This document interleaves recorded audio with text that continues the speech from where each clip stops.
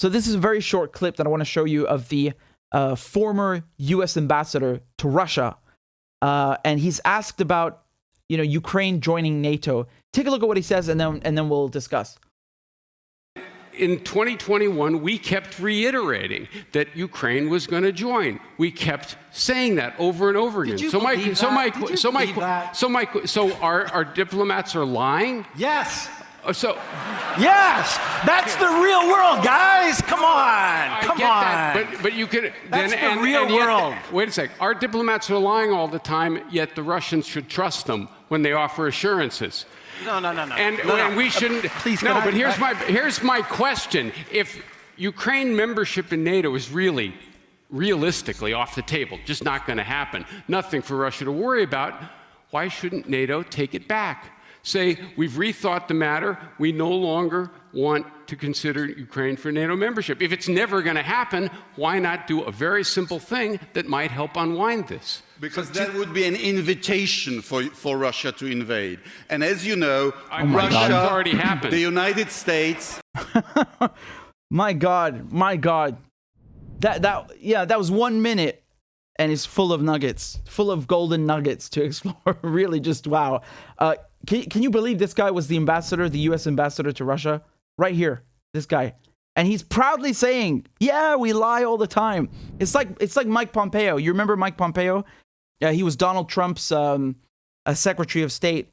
And he was also, he used to be, right, the director of the Central Intelligence Agency, the CIA. And he's giving a talk or something, and this is what he says at one point. And he has no shame, huh? He has no shame saying this. We lied, we cheated, we stole. Wow.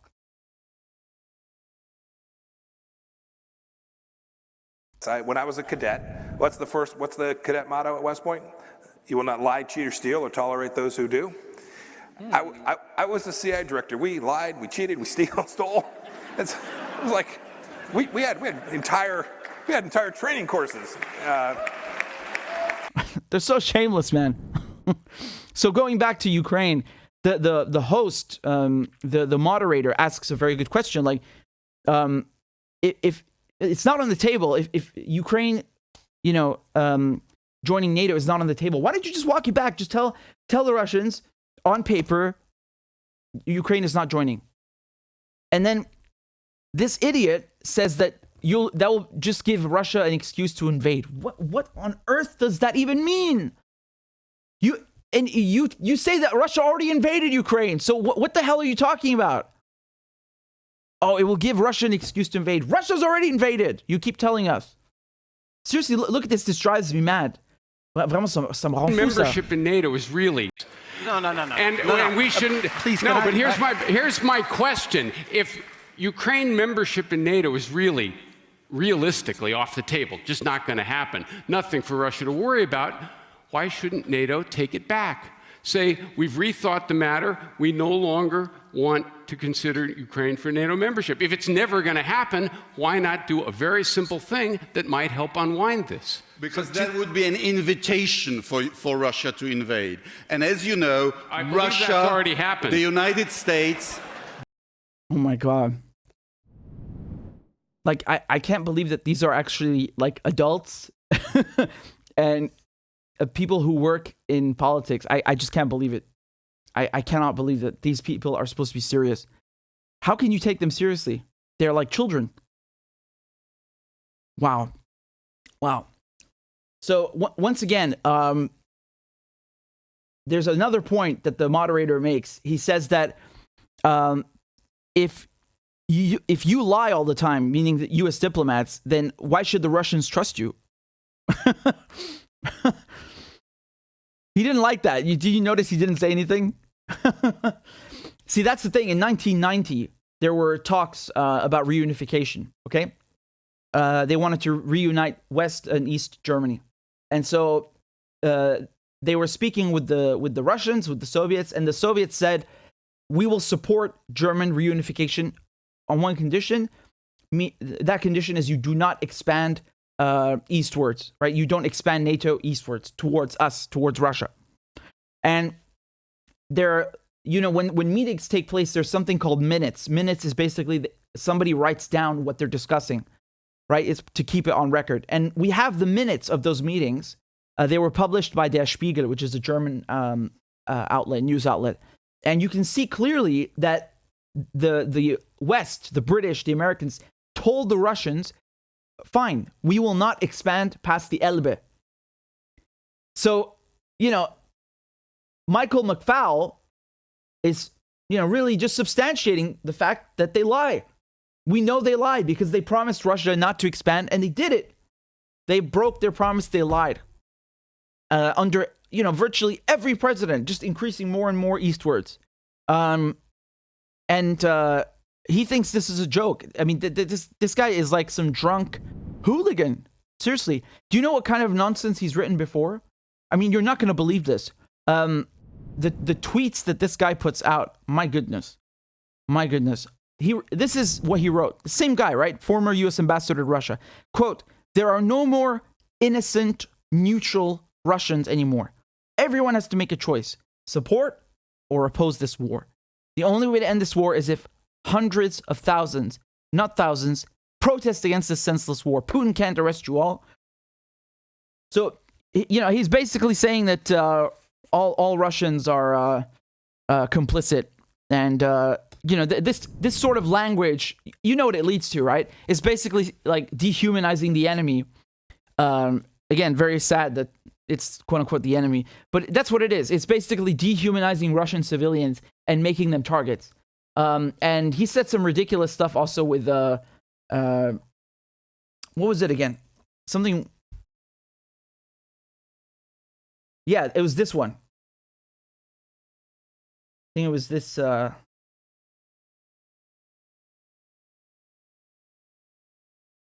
at this.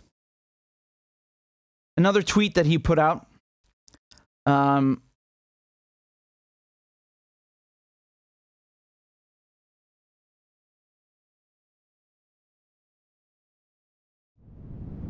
He said, "One difference between Putin and Hitler is that Hitler did not kill ethnic Germans, German-speaking people.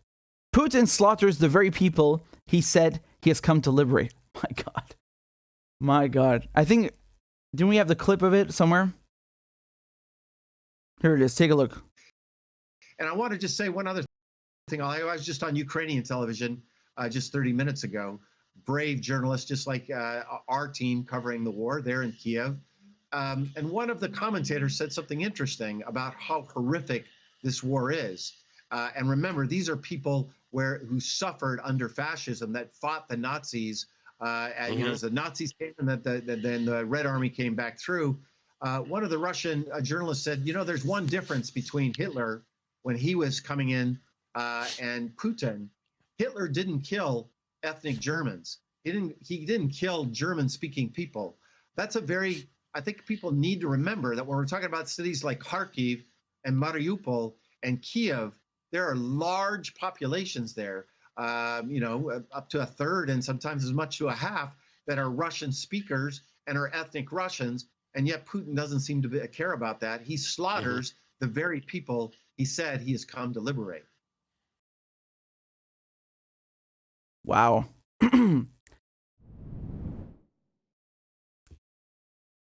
I don't even know what to say. I really don't even know what to say. This guy was an ambassador, and he doesn't even know basic history. Hitler didn't kill Germans. What a moron. You are a moron. Seriously, a moron. I cannot believe this, really. And you see the problem here, the propaganda, is that they're conditioning you. They're trying to condition you and everybody to believe that, whoever is the enemy today is worse than Hitler. And I've heard this before. I remember when I was younger, when the Iraq War started, you always heard things like Saddam Hussein is worse than Hitler, or Saddam Hussein is the new Hitler. Bin Laden is the new Hitler. Bin Laden is worse than Hitler, right? They always use Hitler as the comparison, and there's no denying, Hitler was quite evil. But to compare, Putin to Hitler, I mean, this is ridiculous. Putin was born in Leningrad, right? If I'm not mistaken. and I think his brother died during the siege. So there was about 1 million people in the siege, and his brother is one of them, right? So we talked about this the other day, the siege of Leningrad, and 1 million people died because of this. So remember this when they tell you, oh, sanctions are a peaceful alternative to war. This is sanctions are basically equivalent to this. And I'm just stunned. I don't know what to say. I'm really speechless. Like, this is so basic. I shouldn't have to explain this, and yet here I am. And we have somebody who speaks like a 10-year-old moron, making outlandish comparisons. Get out of here, man. Come on, seriously. This is straight up propaganda, and it's no wonder that we have all these problems, because you got, me and Pepe were talking about this the other day. You guys remember that the diplomats today, the politicians today, don't understand the balance of power. They don't get it. They just don't get it. They think they can say anything they like. They don't engage in diplomacy. During the Cold War, you got the Russians and the Americans pointing nukes at each other like this. They still sat down and talked. They still did diplomacy. The Americans are not interested in that. In December, when Russia sent its demands and said, no NATO membership for Ukraine, no foreign NATO troops on our borders, the Americans told them non-starter, which is, another way of saying go away. They refused to discuss anything. And, I'm against war. I'm really against war. And I'm so heartbroken about what's happening in Ukraine. Like, all of these civilians have nothing to do with this. They do not deserve one drop of any of this. And they are the ones that are suffering the most. And it's really disgusting, because all of this could have been avoided with, diplomacy, sitting down and speaking and hashing out an agreement, respecting agreements. Remember, the Americans said we don't expand. So, I'm against war, but you cannot deny that NATO is responsible for this. NATO started this war and caused this war. This is just, you cannot, surround a country like Russia that has more nukes than anyone, that has told you back off for 30 years, saying back off, stop coming closer, back off, and then pretend like you didn't do anything. I'm telling you, man, if Russia started, putting missiles in Cuba, oh wait, they did, and what happened? The United States threatened nuclear war. And how did they fix it? Diplomacy. So, you can't go to someone's backyard and then pretend you're the victim and you got nothing to do with this. By the way, let me just reiterate something. The Cuban Missile Crisis didn't just start with Russia provoking the U.S. and putting missiles in Cuba. The United States tried to overthrow the Cuban government a year before, right, with the Bay of Pigs. And then the United States put nuclear missiles in Turkey that were in striking distance of Russia. So again, trying to provoke Russia. So, Russia looked at that and was like, okay, you know what? I'm going to put nukes near you as well in Cuba. And Cuba also gets, can boost up its defenses, increase its defenses. And, they didn't like that. My point is that people like this are really reckless, and they're going to lead us to World War III. We need better diplomats. We need people who know how to do diplomacy and know how to speak, instead of saying, oh, yeah, all diplomats lie. This is the real world. How can, look at the difference between this guy and Lavrov. Seriously, look at the difference with how Russian diplomats speak and this clown speaks. It's unbelievable, really unbelievable. He's like some reckless, hooligan at a bar. Seriously, he thinks it's funny. He thinks this is funny. I'm sorry, man. This is not funny. It's not funny. And Ukrainians are the ones that are suffering the most from this. And actually, it's affecting the whole world, but it's Ukrainians suffering first and foremost. And they think it's funny. They're using them.